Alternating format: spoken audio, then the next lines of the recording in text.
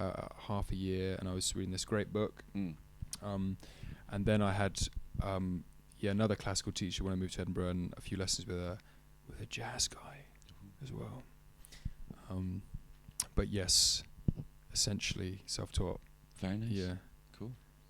Yeah, no, I was loving it's the rain. Yeah. You have that sort of fusion in between, seamless transition. I want to know how you sort of where that kind of idea comes from, where you just like, oh, let's just smash two styles together. Oh man, well, you've got a great ear for it, because that literally used to be a different song, and I think it's that where I start arpeggiating. That's the style the song used to be in. Mm. It was totally in that folkier, more watery style Mm. that I've said I've experimented with, moving away from just relying on and adding that. The groove that comes from other types of music like rock and soul, blues. Yeah. And I mean, that song to me is just it's got a real like John Martin kind of groove, who obviously blended those things very well. And then I just thought, well, I actually don't really want to throw out everything I did. I want to see if I can marry these two things. I think I did successfully. Yeah. And then the song is quite rich, I suppose, because you have a key change and you have the time change from 4 to 3. Yeah. And that's so I'm quite happy, and that's a good example of the time thing. Yeah. Time being your friend.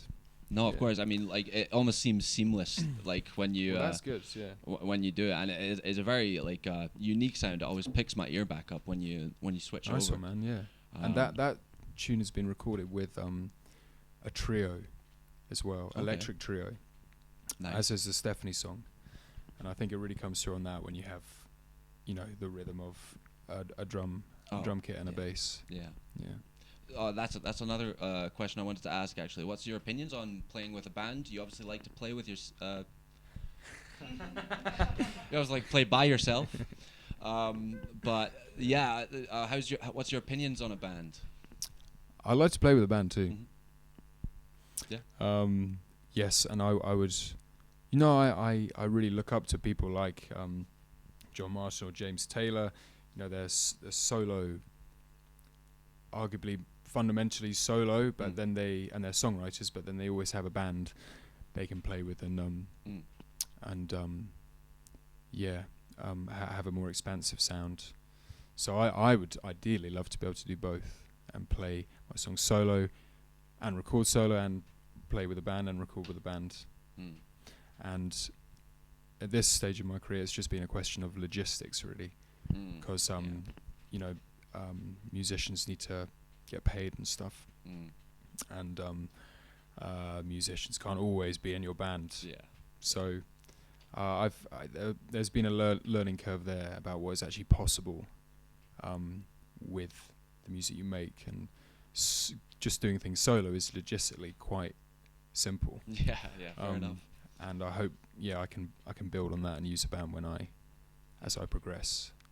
But these next 2 singles are with a band, and they're the first recordings I've ever made that aren't just solo. Nice. Yeah. Very cool. So that's really cool. When can we expect to see those? As soon as I finish it all, really. I mean, I've got the last mixes and need to get it mastered, and then produce all the album sleeves and so on, and then I'll fire it off to the streaming sites. Yeah, we're looking forward to it. Hopefully get on the radio as well. That'd be good. Oh yeah. You have played on the radio before? I've been played on the radio. I haven't actually played on the radio. I played on TV. You played on you played on TV. Yeah. My arrangement of the folk song "Hares in the Mountain" was played on radio too. Yeah. I see. Yeah. All right. So, how was your experience? I should have just lied. I said, I played on the radio. Yeah. That's okay. Yeah. How was your experience on live TV? I suppose that's a question. It was. I was just very tired, and almost certainly hungover. Was it Poland? Was it? Yeah. And Polish hospitality is largely consisted in giving me vodka. And I don't know. I really enjoyed it. I was probably much less nervous than I thought I'd be. Mm. But I do remember halfway through the performance, my hand just started doing that, and the right hand is quite important Yeah. when you're playing the guitar. So I managed to keep it together. But when I listen to it, it does just sound like at any second, once I get to the solo section, that the whole thing is just gonna collapse. Yeah. And it sounds very, I don't know, it sounds very odd, but it was really fun. Mm. Yeah. Wow. So going from performances like that, could you describe to me maybe what it was like getting on stage for the first time, and then what the feelings are now when you get on stage and when you start to perform something?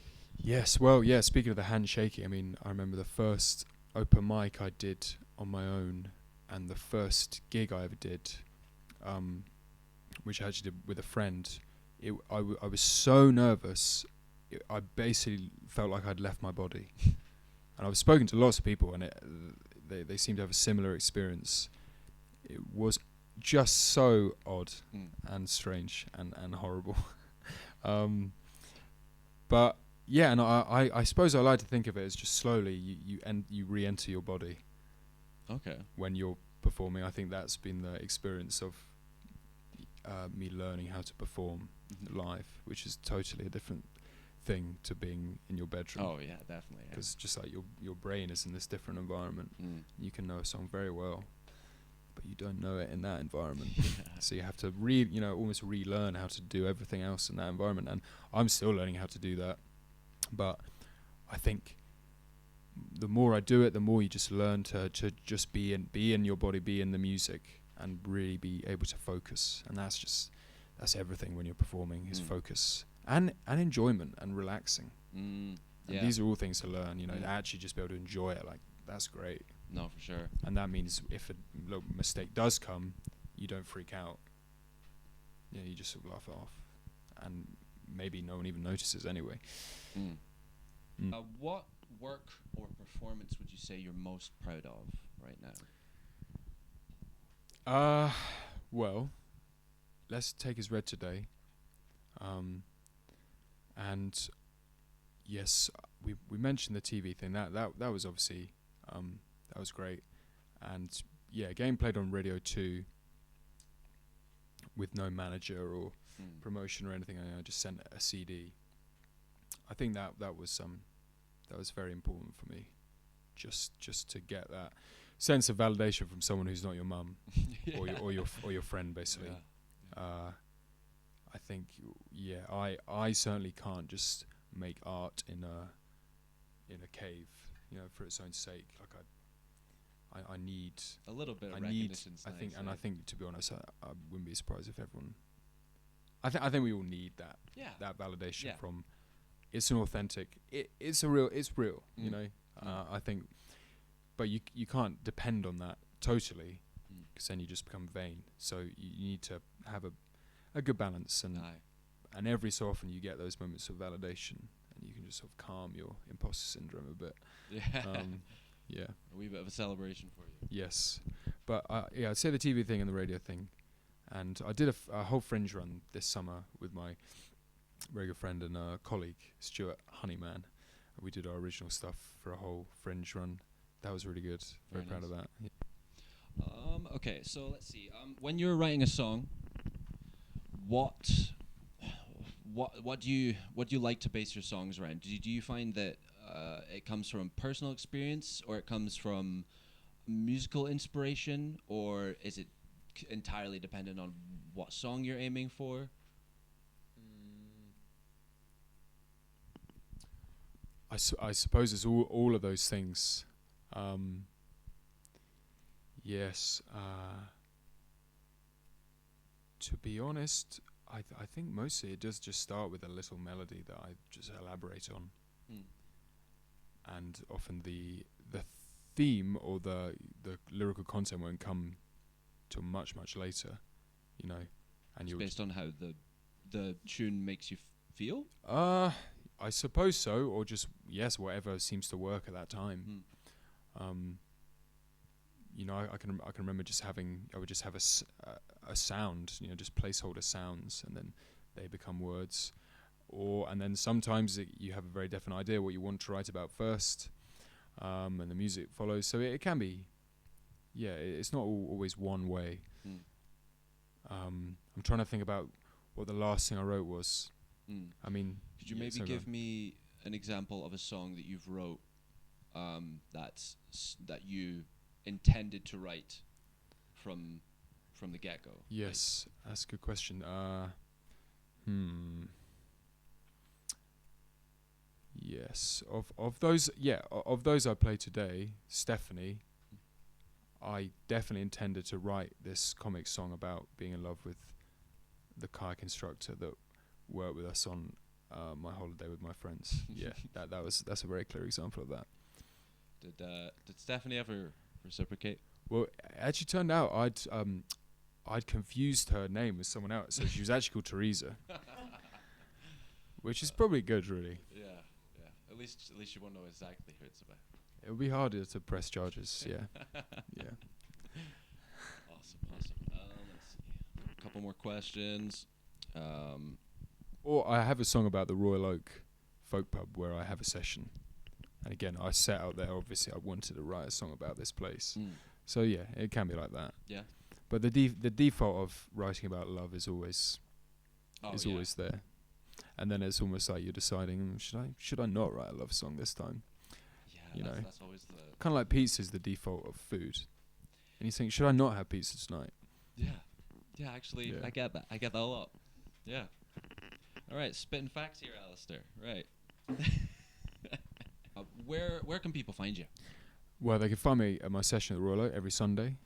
They can find me on Instagram, where they can learn about what gigs I have, or on Songkick via Spotify, where they can also find me, or Bandcamp, where you can contribute to my career directly by buying my first album. Awesome. That's definitely the best way to do it, isn't it? The album is called, it's actually just called Alasdair Dow. 6 covers, 5 originals. I think I got the numbers right. Yeah. Or 5 originals, 6 covers. 7? There's a 7 Is on there that album somewhere. Okay. Saw that.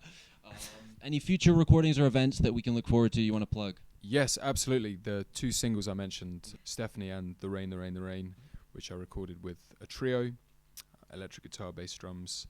They will be coming out at some point within the next 1 to 4 months. Nice. Okay. But if you follow me on Instagram and so on, you can find, or updates. Spotify, you can get the Perfect. Any shout outs you want to do before we head off? Mum, yes. My friends in Edinburgh, my other musician friends, Thomas Menzies, Tommy the Lumberjack, check him out. Stuart Honeyman, check him out. Matt Pope, Lewis Cochran, check them out. Awesome. Yeah. What advice would you give to a younger you? I don't really feel like I'm in that much of a position to be giving advice about how to get into an industry that I don't really feel like I'm in, you know? So, but I would definitely tell my younger self just to just to relax a bit, mate. Just enjoy a bit more. Yeah. Don't be so hard on yourself, you know, that kind of thing. Fair dues. Well, Alasdair Dow, thank you so much for coming in. Thank you, Brendan.